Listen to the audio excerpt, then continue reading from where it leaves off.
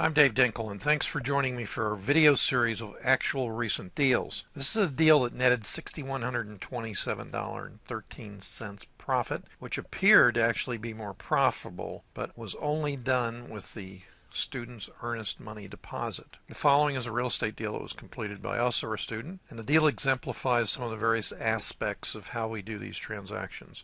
So as not to embarrass anyone involved in this transaction, all parties have been kept anonymous. I'm not an attorney, CPA, or a realtor, and any information found in this presentation is not to be construed as legal or accounting advice. This is the example of a double closing, an A to B and B to C, where the investor used various methods to fund the deal and to find an end buyer. The seller A, or the property owner, sold to the investor B, but the investor found the end buyer through two other investors or wholesalers who actually made more on the deal than he did. This is not uncommon for a new investor who is desperate to sell his property. He had no money in the deal except for his escrow deposit, and that could have been borrowed. He had no credit because a conventional lender wouldn't have been involved anyway, and he had no risk because he only had his escrow money deposit in the deal, and as I say, that could have been borrowed. The important part here is this is a good example of what appears to be a good profit that quickly evaporated. The property was bought directly from a homeowner. The profit spread should have been $19,000 less closing costs, since the property was purchased at $30,000 and sold for $49,000. But he found the out-of-state seller from a FSBO lead, and it turned out this was a motivated seller. The property was vacant and the water bill hadn't been paid in some time. The investor agreed to net the seller $30,000, so he paid all the seller's closing expenses. This is a very powerful way to get deals, to net the seller, because they don't know what the closing costs are going to be, and they don't always believe you as to what they're going to be. Now, in this $30,000 transaction, we're going to see exactly what those closing costs were, including the water bill, accrued taxes, and various things like that. In all the other recent deals I've done that you've seen on this video series, the accrued taxes are paid by the seller from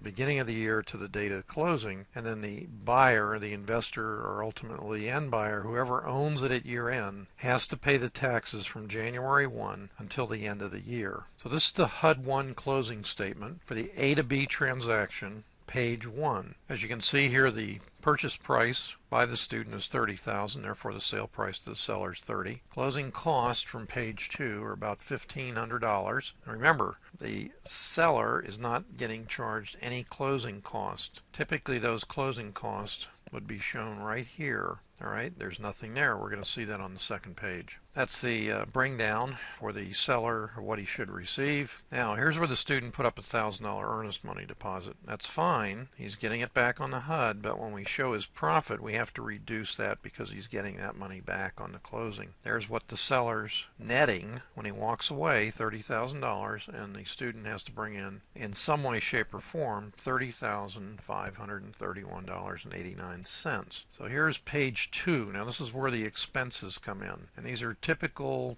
settlement fees, title abstract fees, what we call digital storage in our area for about $25. There's the actual title insurance, there's recording fees, various state taxes, lien search. Here's the delinquent water bill, and there is what the student paid, $1,531.89. What's important here is the seller had no closing cost whatsoever. So on a $30,000 transaction, including a delinquent water bill, $1,500 is what the student's expenses were. This is important because it's about, if you say what percentage is 15 of 30,000, about 3%. That's a typical number would be about 2%, 1.5%, 2%. In this case it's 3 because of the water bill and paying everything that should have been paid, at least partially, by the seller. So here we are, the HUD-1 closing statement. The B to C, page 1, are the second leg of the transaction. Here's the $49,000 end buyer's purchase price, and of course that's the sale price to the student. So there's a $30,000, $49,000, less $1,500. You're saying to yourself, wow, it's $17,500. Well, let's see what really happens, because it turned out to be $6,100. Here's the closing cost from the second page, which we're going to go and look at and see what happened there. They're a little higher, $3,100. $1,700 in this case. The closing cost for the student is in fact $1,762.25. The end buyer put up a $5,000 deposit. Student put up, when he purchased on the first leg, $1,000. So just in case the end buyer didn't come to closing, he had a larger deposit up, and the student would have still made money if he kept the $5,000 end buyer's deposit and lost his. He would have netted $4,000. These are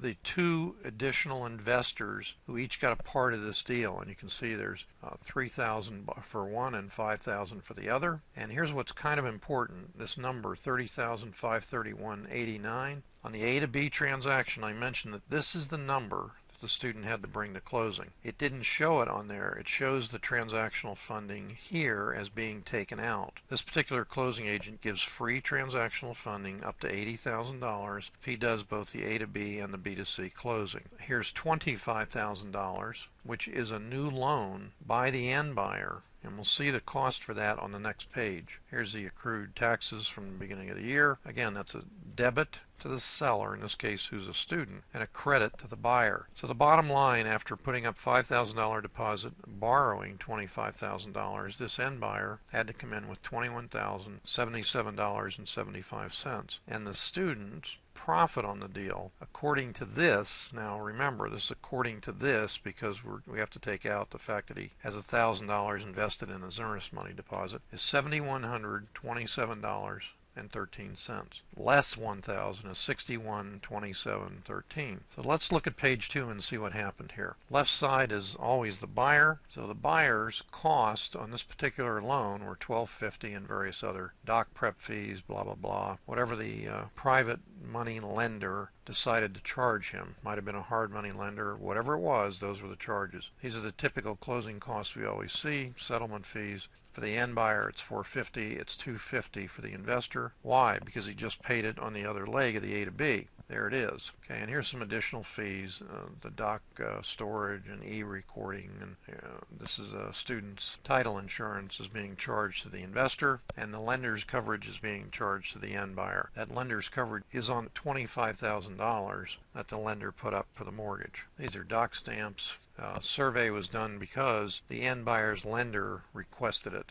This is $1,000. If you'll notice, it's for the eviction process. The student was charged for the eviction process. So the bottom line was the end buyer paid $3,166 and change in closing cost. The student was charged $1,752.25. So here's the final result of this transaction when all is said and done. The student tried to sell the property himself to his buyer's list, but it was inadequate. However, two other investors brought him a buyer, and each were paid a fee. And it's always interesting to me how two investors come in. I put it out to my list, and this guy put it out to his list, and he brought the buyer, but because I brought him, we both get paid. Now, the interesting part about that is the other guy can say the same thing, and this is very common for two guys to get together, blast it out to their list, and always bring the other guy in to get an additional fee. It's called daisy chaining. All of them got paid at the original investor or the student's expense because it came out of his profit. The student's net profit on this only deposit, sort of out of money deal, was $61.27.13 from an original spread of $19,000.